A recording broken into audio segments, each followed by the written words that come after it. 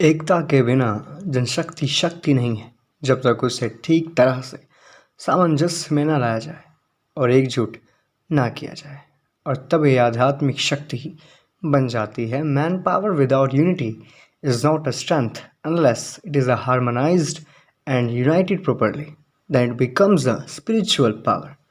यह कहना था हमारे लौह पुरुष श्री वल्लभ भाई पटेल जी का। राष्ट्रीय एकता दिवस प्रतिवर्ष 31 अक्टूबर को भारत में मनाया जाता है। इस दिवस को सरदार वल्लभ भाई पटेल की जयंती को चिन्हित करने के लिए मनाया जाता है, जिनकी भारत के राजनीतिक एकीकरण में प्रमुख भूमिका थी। इस दिन की शुरुआत भारत सरकार द्वारा सन 2014 में की गई थी। स्वतंत्रता के समय भारत में 562 देशी रियासतें थीं। इनका क्षेत्रफल भारत का 40% था। सरदार पटेल ने आज़ादी के ठीक पूर्व ही वीपी मेनन के साथ मिलकर कई देशी राज्यों को भारत में मिलाने के लिए कार्य आरंभ कर दिया था। पटेल और मेनन ने देशी राजाओं को बहुत समझाया कि उन्हें स्वायत्तता देना संभव नहीं होगा। इसके परिणाम स्वरूप 3 को छोड़कर शेष सभी राजवाड़ों ने स्वेच्छा से भारत में विलय का प्रस्ताव स्वीकार कर लिया। केवल जम्मू और कश्मीर, जूनागढ़ तथा हैदराबाद स्टेट के राजाओं ने ऐसा करना नहीं स्वीकारा। जूनागढ़ सौराष्ट्र के पास एक छोटी रियासत थी और चारों ओर से भारतीय भूमि से घिरी थी। वह पाकिस्तान के समीप नहीं थी। वहाँ के नवाब ने 15 अगस्त 1947 को पाकिस्तान में विलय की घोषणा कर दी। राज्य की सर्वाधिक जनता हिंदू थी और भारत विलय चाहती थी। नवाब के विरुद्ध बहुत विरोध हुआ तो भारतीय सेना जूनागढ़ में प्रवेश कर गई।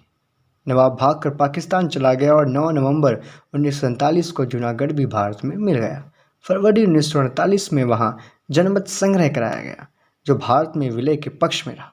हैदराबाद भारत की सबसे बड़ी रियासत थी, जो चारों ओर से भारतीय भूमि से घिरी थी। वहाँ के निजाम ने पाकिस्तान के प्रोत्साहन से स्वतंत्र राज्य का दावा किया और अपनी सेना बढ़ाने लगा। वह ढेर सारे हथियार आयात करता रहा।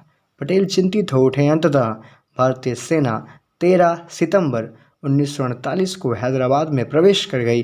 3 दिनों के बाद निजाम ने आत्मसमर्पण कर दिया और 1948 में भारत में विलय का प्रस्ताव स्वीकार कर लिया।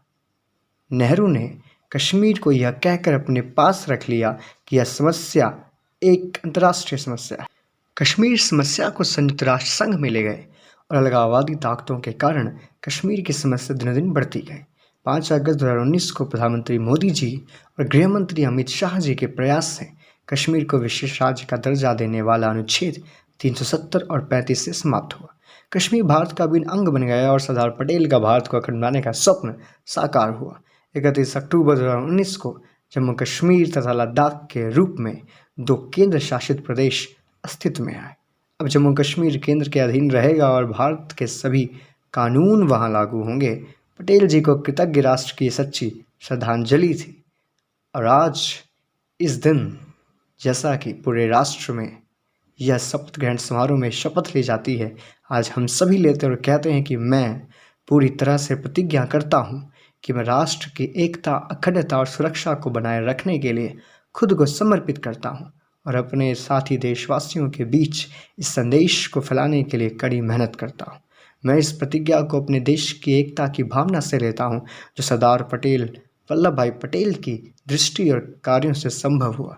मैं भी अपने देश की आंतरिक सुरक्षा को सुनिश्चित करने के लिए अपना योगदान देने का दृढ़ संकल्प करता हूँ।